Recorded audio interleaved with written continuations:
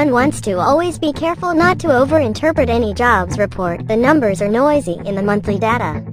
But when a number pops out that makes sense in terms of both theory and empirical evidence, it's legitimate to take note.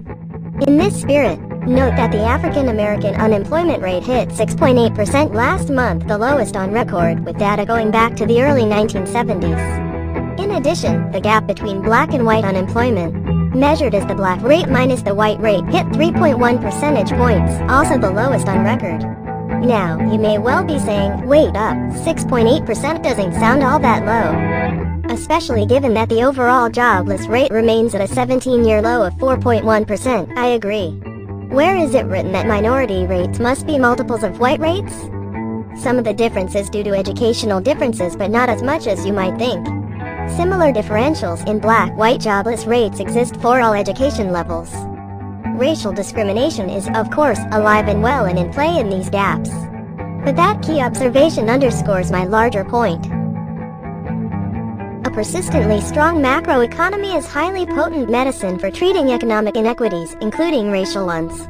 It's not all that's needed by a very long shot. Purging discrimination and unequal punishment from the criminal justice, for example, is essential if we're ever to achieve racial justice.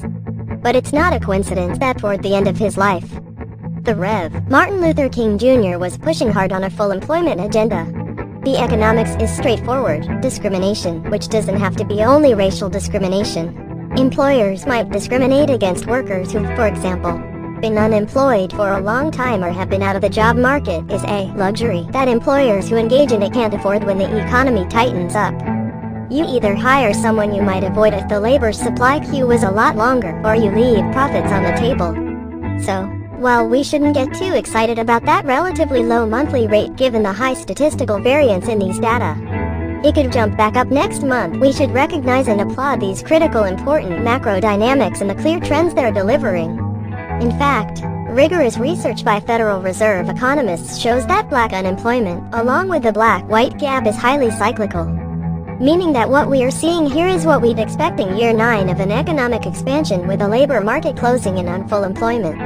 What about wage growth? In fact, not everything is totally rosy in the current job market. While wages are rising a bit faster than prices, their growth rate hasn't accelerated much at all, even as the job market has tightened up.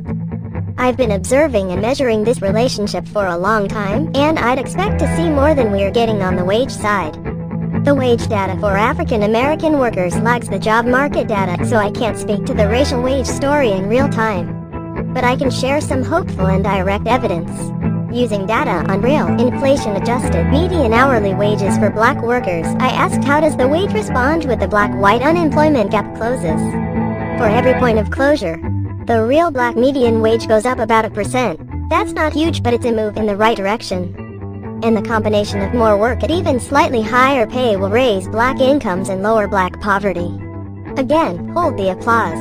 The strong macroeconomy is helping to achieve but a small piece of racial economic justice. These wage and job gaps remain far too large, and the opportunities facing black families, from kids to adults, are still much too constrained. But the policy implication is crystal clear: the longer this expansion proceeds, the better chance minority workers have of claiming some of its benefits.